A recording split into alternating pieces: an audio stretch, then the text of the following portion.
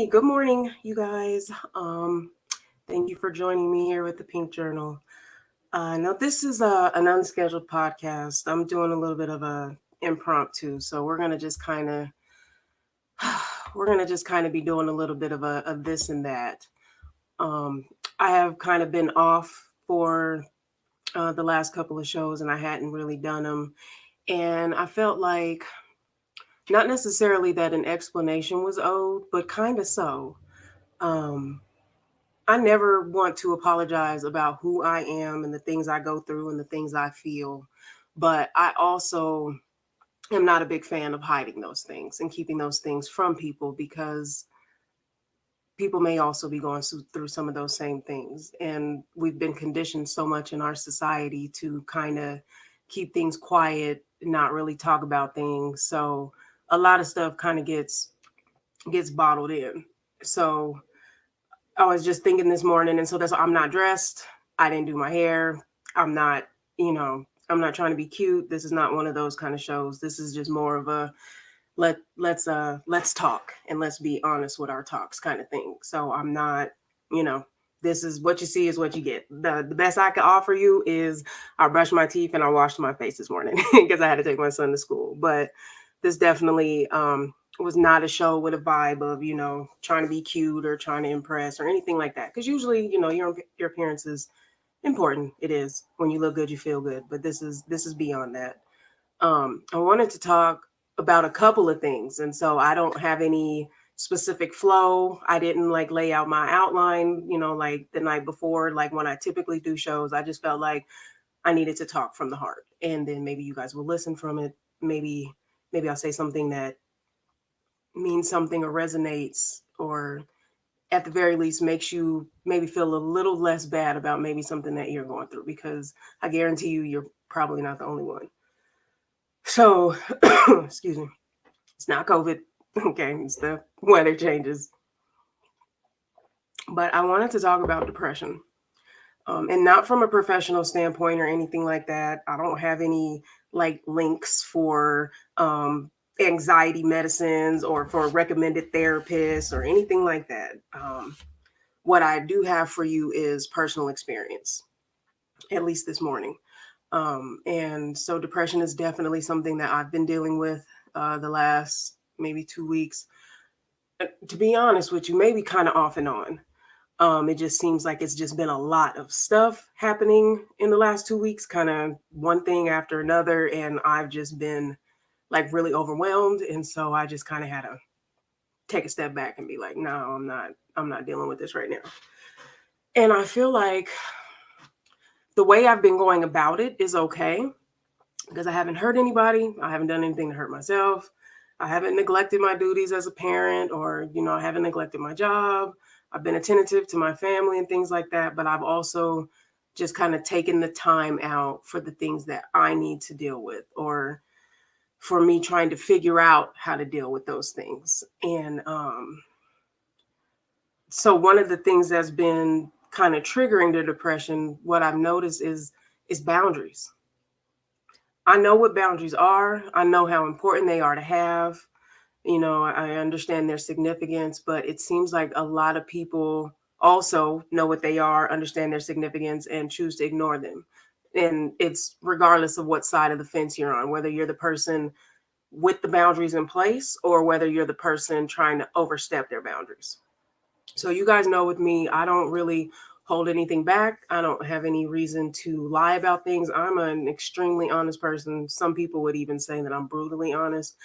And it's not that I'm mean or anything. It's just that I don't see any reason for lies. Like, communication is so important. And when you're lying to people or trying to sweeten things up or soften things, they don't get the full message. So I am just 100% filter free. I'll tell you what's on my mind, and then it's up to you to decide how to process it.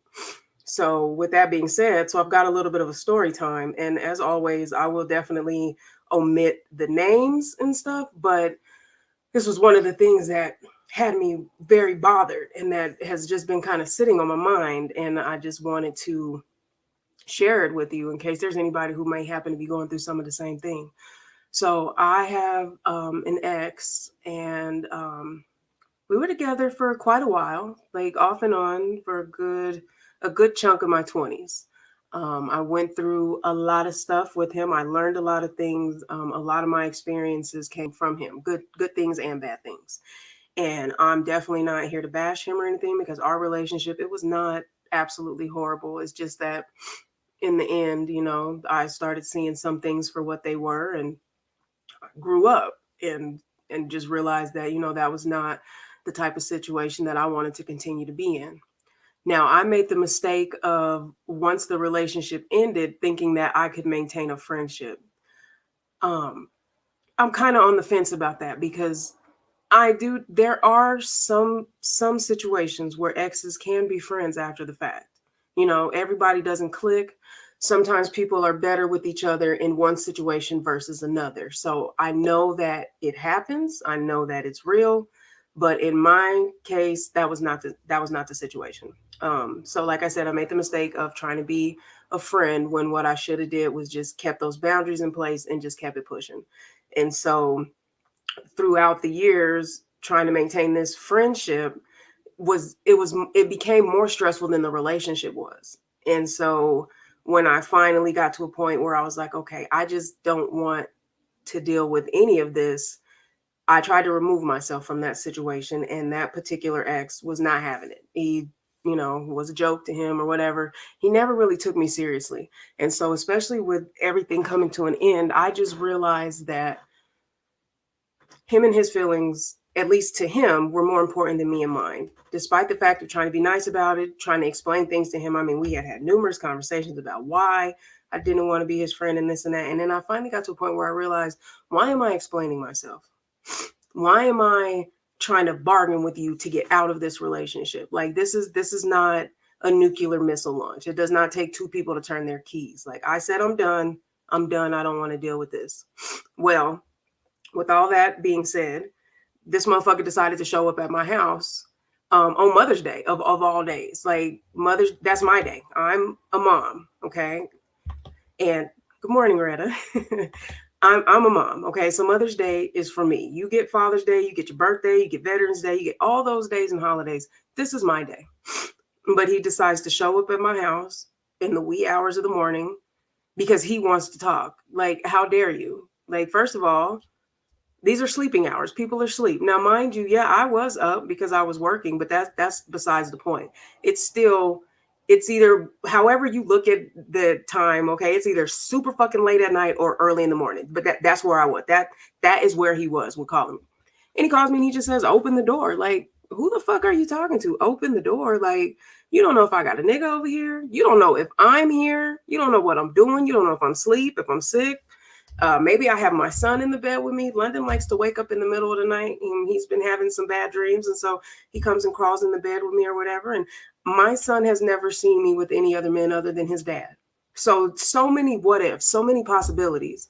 And he felt like none of that mattered because he was ready to talk. I sent him a long ass message about 2 weeks ago when I was out of town because he had disrespected me then. And I went the fuck off on him.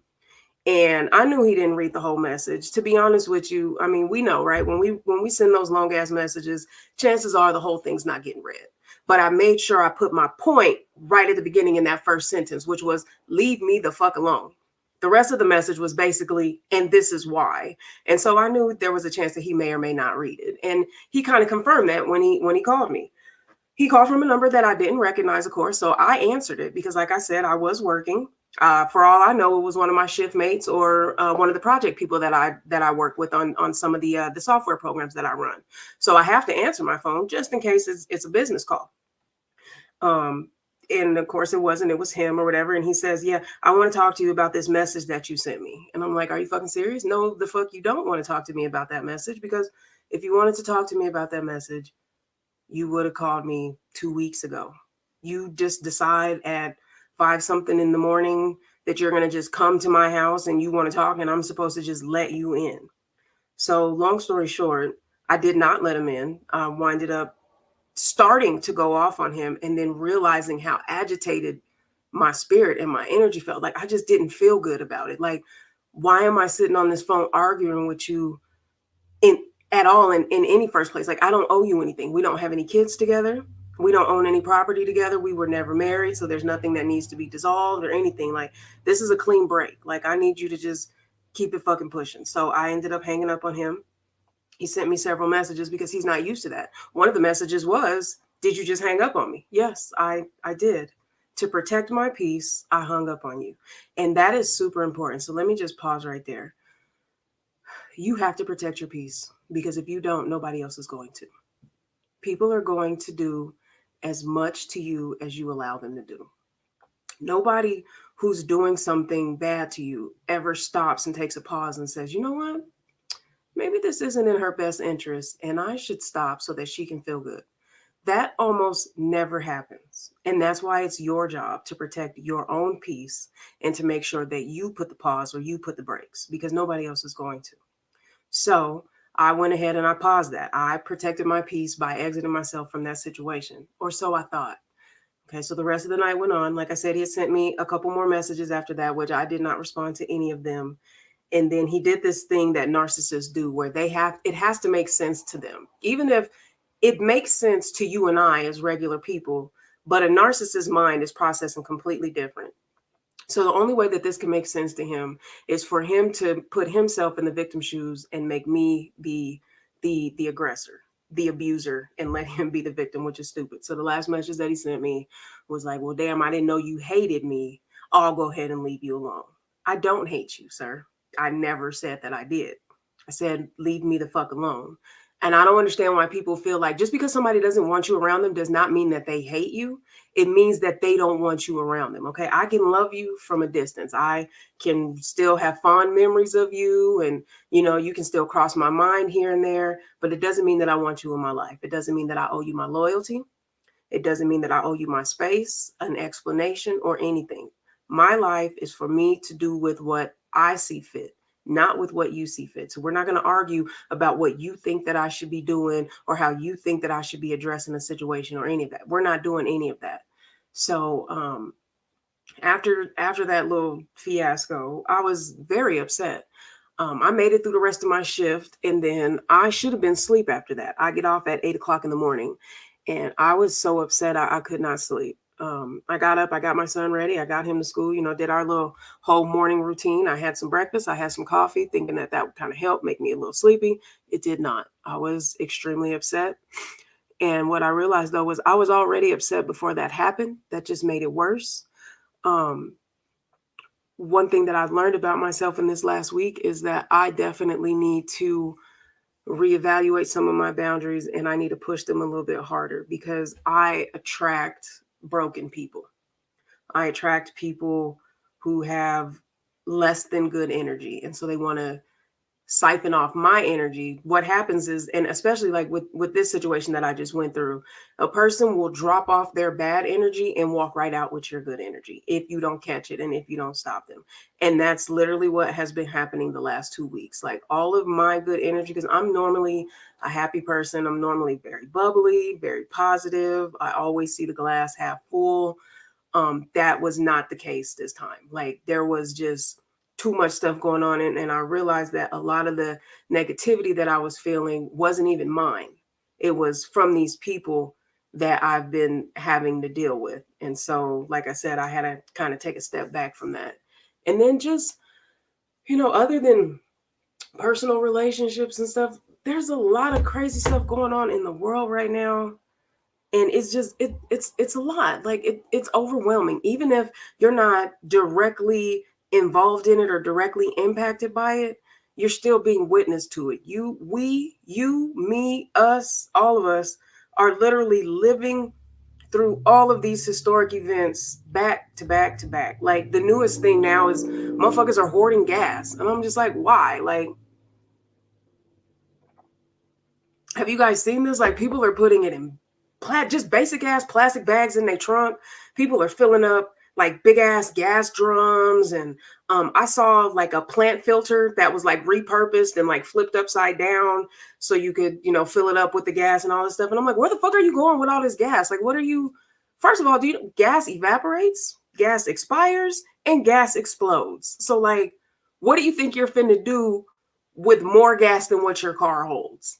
And it's pretty much the same panic as when the pandemic first started and you had all these motherfuckers that were hoarding tissue paper and stuff. Like, what the fuck is the point of this? Like, you're making the shortage worse, because now do we not only have a limited supply of something, you are hoarding that limited supply. So some other people who may be, in more vulnerable populations, like low income people, elderly people, sickly people, that may need just a quarter of gas so they can get to the doctor, or so they can get to school, or so they can get to work, or whatever. Where is the gas left for them? Like, the motherfuckers in the suburbs and out in the country that are hoarding, you know 20, 30, 50 gallons of gas, where the fuck do you think you're going with all that gas? You're not getting far. You're not going anywhere. Your fucking truck is going to blow up and all that gas is going to be wasted. And then you're not even thinking about the bigger picture, right? Like, if you're hoarding all the gas, then that cardiologist that has to get to work in the morning and is on E, when he stops to go and get gas and he doesn't have any and he can't get to work, how the fuck is he going to do his surgeries? Huh? How the hell is the Uber driver gonna pick up the fireman that needs to get to where he needs to go if he can't fill up his tank? You're not thinking about the bigger picture and how you could be fucking throwing a wrench in society. Like, I know that's a little extreme. That's probably far-fetched, but the point is, it could happen. So you got all these people doing all this panic stuff, which just makes me think like people are sheep. Like, as soon as you see anything on the news or on TV and somebody says panic, first thing motherfuckers do is run. Run for the exits. Run for, oh, we got to save this. We got to save that. Look, here's my advice. If you want to hoard anything, which I don't recommend any type of hoarding. I just don't think it's a good idea. But if you're going to hoard anything, get food. Okay, because if there is something that's about to happen, if there is some shit going down, and I don't want to get into like conspiracy theories or anything, because that just, that's a little bit beyond me. Like, I do, entertain myself with some conspiracy theories or whatnot, but for me personally, but I don't get on here and try to convince other people of things or rant and rave about things or whatever. But if there is something that's going to happen, if the government is hiding something from us or whatever, your best bet is to start hoarding food, start hoarding perishables, get seeds and stuff, learn how to plant and garden, because there ain't gonna be no fucking where to go. Okay, if the country gets shut down or if something happens, even if there's like an invasion or whatever, you're not fucking going anywhere. You're not. You're gonna be sitting right there in your fucking house like the rest of us, praying to God or whoever the hell it is you pray to, Buddha, Allah, SpongeBob, I don't fucking know. You're gonna be sitting in the house scared shitless like the rest of us, praying and trying to figure shit out. Okay, and you're gonna need to eat, because it's the one thing. Your car don't need fuel, your body do. Okay, so if you want to stockpile some shit, stockpile canned goods, dry goods, learn how to garden, and that shit. That's where you go. Because if you're hoarding gas and stuff, then that means truck drivers can't fill up their trucks. They can't get to where they need to get products to fill up our shelves. Okay, you got medical personnel that can't get to work because their cars are on E because there's no fucking gas anywhere, or gas is like, last night on the news I saw one girl, gas is like $10 in South Carolina. It's $9.99 for regular unleaded. That is fucking crazy. She filled her tank up, $90 fucking dollars. It cost her to fill her tank up. I'll be goddamn if I put almost $100 in my tank to go nowhere. There's nowhere to go. There's nowhere. Where the fuck do you think you're running? Like, have you not been watching disaster movies for the last 10 years? Okay, natural disasters, alien disasters, government crumbling, all those different genres that could possibly happen. But at the end of the day, they're all disaster movies. Nobody's fucking going anywhere. Okay, you're stuck where the fuck you are with what the fuck you have. Stockpile some bullets, okay? Stockpile some food. Stockpile some shit you're gonna actually need. Gas is at the bottom of that list. So I wish people would just cut the shit out. Like, it's hard to watch. I'll be watching the news and I'll be thinking to myself, like, why the fuck am I even watching this? Like, it's beyond me. And that is kind of adding to some depression. And then, like, I want to do my show. I want to talk about stuff and have fun. And I feel like sometimes, who cares? Like, I'm not saying you guys don't care, that I don't have some type of fan base, or at least that I'm not building one up. And even just that I don't have friends or whatever, because I know I do. And I've got plenty of people in my life that love me and care about me. But it's just like at the end of the day, nobody cares about anything except what they care about.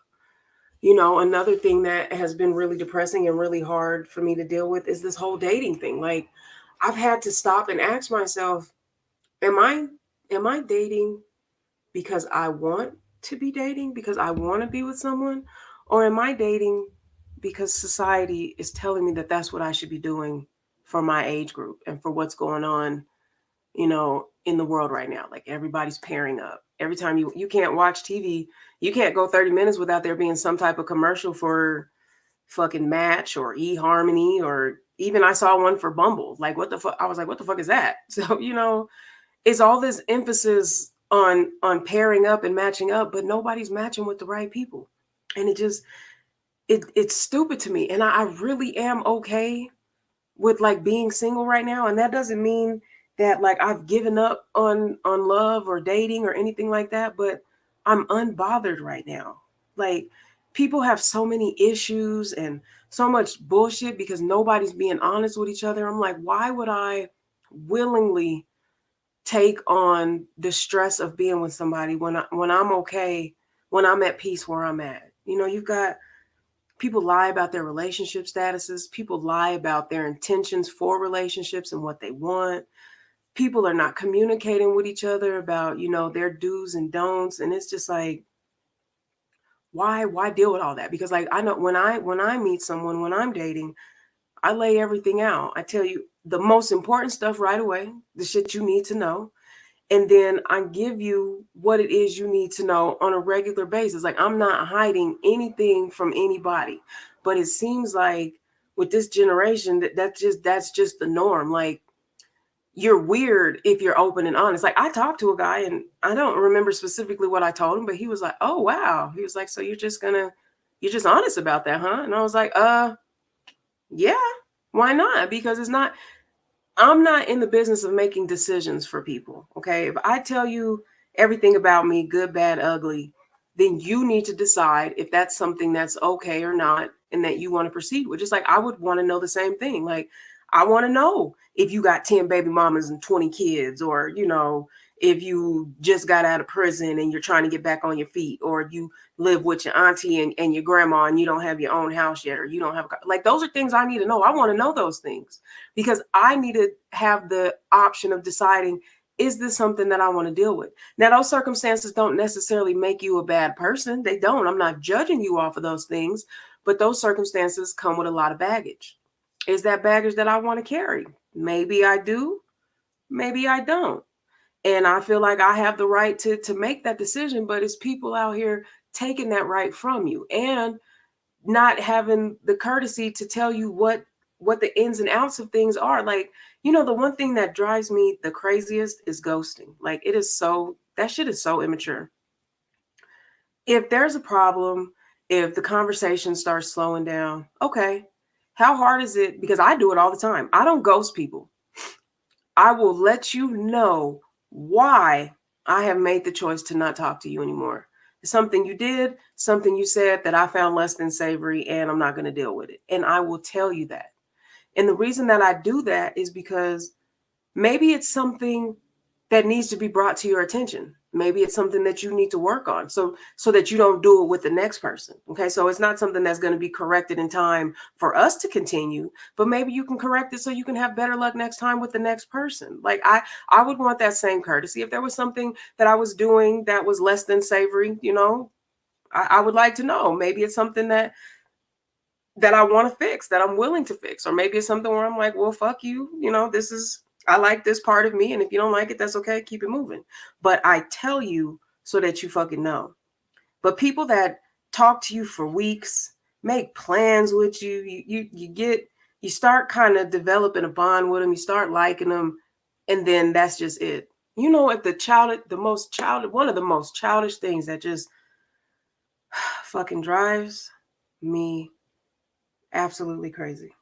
And I cannot I cannot fucking stand it, is when if I send you a text message in the morning and then you send me one at night, then I'm expected to send the next text message first thing in the morning. Why do people do that? Like, why is everything measured? Why is everything tit for tat? Like, why I went last, so that means you got to go first this time. No, stupid. That's not how it works. Okay. I text you and call you when I'm fucking thinking about you. Okay. If I make the next 20 text messages and phone calls, it's because not because you text me or didn't text me, it's because I was thinking about you. You were on my mind. I decided to reach out to you. Okay. If you stop texting me because you sent me the good night text and you're waiting for me to send the good morning text, even though you got up before I did and you're thinking about me first thing in the morning, then that's dumb. So you are literally not going to talk to me all fucking day. You're not going to send the next text message. You're going to be a child and wait and see how long it takes me to text you. So then finally by the afternoon, I realize I'm like, okay, this is the game we're playing. He's waiting for me to text him. So then as soon as I text you and I say good afternoon, you text me right back. Hey, good afternoon, beautiful. How you doing? You're done. I'm blocking you. I'm cutting you the fuck off because that is stupid. So I didn't text you because I actually wanted to say good afternoon. I text you to test you. That is childish because there are any number of reasons why you might not have reached out to me in the morning. Maybe you were busy. Maybe you had an early shift. Maybe you slept in. I'm cool with all those things because those same things could apply to me. But for you to literally sit there and you were thinking about me all that time, but you want to keep some type of tally like, well, I text her 5 times and she only texted me 3. So she has to make the next move. That's fucking dumb. And that's why a lot of relationships are not happening, are not even developing, or are not getting far, is because everything is a fucking tally. Like everybody's keeping up with what they're doing instead of just keeping up with their feelings. Okay. Here's a little bit of advice for you because I'm coming up on the 30-minute mark. So I wasn't planning on going very long for this show, especially since it was just kind of like impromptu. But what I want to say is if you like somebody, fucking like them. Okay. Don't wait for them to call you or text you. If you've already been given the all clear, if they've reciprocated already, if you've texted them before, if they text you, if they called you, then just go with that. You don't fucking wait for them to text you or call you and you're sitting there thinking about them all goddamn day or wondering what they're doing or if they're okay or if they're with somebody else. Fucking call them and see. Don't fucking wait for them to text you later on that night. And then the first thing you want to say is, hey, stranger, or I was wondering if I was going to hear from you. You don't have to fucking wonder. If somebody is on your mind, call them. You don't have to wait for them to call you, okay? Because we are adults. We're grown. People are doing shit, okay? People have kids, jobs, family obligations. A motherfucker might be up early in the morning working on the side of their house or something. Who knows? A window might have got broke or something. And maybe they're out doing that and making Home Depot runs. I don't fucking know. So you don't have to sit there guessing all fucking morning, waiting to hear from them when you could have called them. The same way they could have called you, okay? Because I know it's some people that's going to be like, well, that goes both ways. It does, okay? But what my point is, if that person hasn't reached out to you yet, but they're on your mind, you're thinking about them, if you like them, you want to be with them or whatever, it is fucking okay to call. That does not make you weak. That does not make you the pussy in the relationship. That means that you like that person. And I don't understand for the love of me what the fucking problem is with this generation and why it is so hard to express emotions, to express feelings. Okay. If you like somebody, you fucking like them. Dating and then courting and then falling in love and then being in a relationship, those are not games. Okay. Those are serious things because you are possibly going to make a lifetime commitment to someone. And a lot of y'all are out here blocking y'all's blessings because y'all are on bullshit because somebody gave y'all the wrong fucking advice. And I'm not necessarily saying that my advice is right advice. What I'm saying is mine's is different. Okay. So maybe you need a second opinion. Like when you go to the doctor and, you know, your doctor suggests maybe that you're going to get surgery and that's kind of extreme. And so they say, well, you know, go ahead and seek out a second opinion. We'll schedule this off for like 2 weeks, you know, see what you come up with. And then we'll come back and we'll do some more brainstorming together. Okay. Seek out that second opinion. All right. It is okay to like people. It is okay to pursue people. Okay. And especially for you men, goddamn, because you guys are fucking killing me. It is okay to pursue a woman. Okay. It is okay to like her and be attracted to her and want to be a part of her life.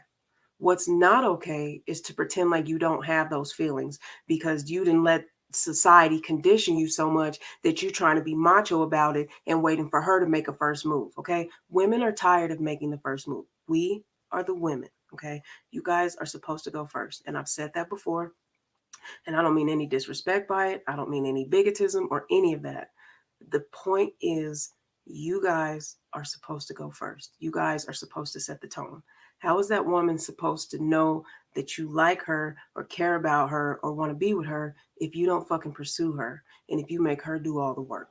She has to call you first all the time. She has to chase you. She has to make dates for you. That shit gets boring and it gets tiring. Okay. A lot of women are in the same boat as me where at this day and age, okay, we want to be women. Okay. Like for me personally, I'm sick of being a man. And that honestly is why dating is exceptionally hard for me, is because I always find myself in the man's position. Okay. I'm extremely feminine. I get to look my part, but I don't get to play my part.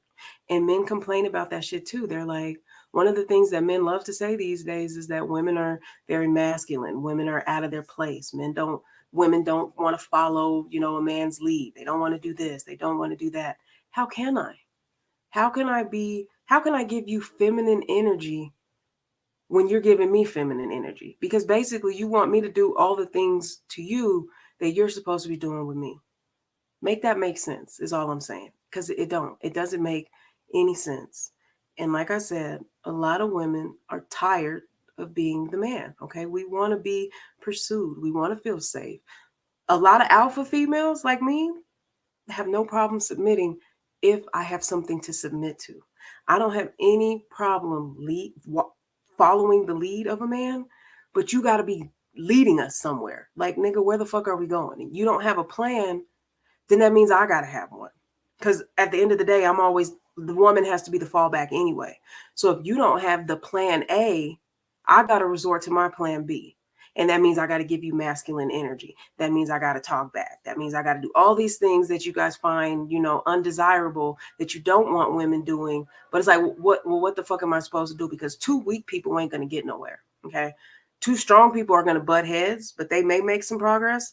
And a person that is more submissive and a person that is dominant, they're going to work really good together because they're going to feed off of each other. Okay.